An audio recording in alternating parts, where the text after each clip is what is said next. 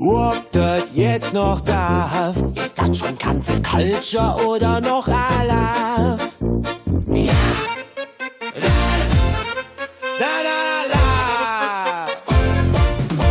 Ich wollte als Indianer, doch dat ist passé.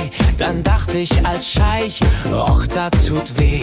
Der Poncho ist kritisch, die Perücke sowieso. Dat letzte Kostüm, nur ne Schnapsidee auf'm Klo. Ich bin jetzt Banane, dat wirkt erstmal fein. Doch ökologisch, dat kann's auch nicht sein. Ich schunkel im Kreis mit moralischem Blick und frag mich, was darf ich und was darf zurück?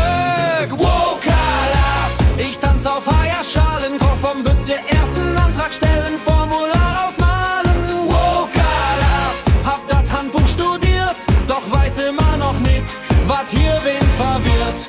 Wokalaf, ich meine doch nur gut, doch hinter jeder Ecke lauert Shitstorm-Mut. Wokalaf, dat ist kein Spaß mit Stil, dat ist wie Samba tanzen mit Knege vom Ziel.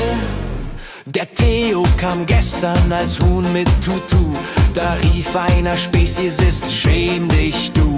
Die Lisa kam bunt wie im Zirkuszelt.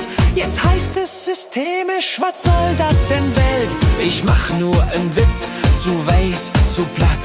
Sing nur ein Lied, schon wird diskutiert, zack. Ich stotter vor Wokeness, doch schunkel im Takt. Und denk mir bloß nichts falsch, sonst werd ich gepackt. Wokalaf, mit Genderschild am Hut, frag erst die Menge, ist das noch gut? Wokalaf, auf Zehenspitzen durch den Saal, wollt Kamelle schmeiße, kriegt nur Shit Karneval.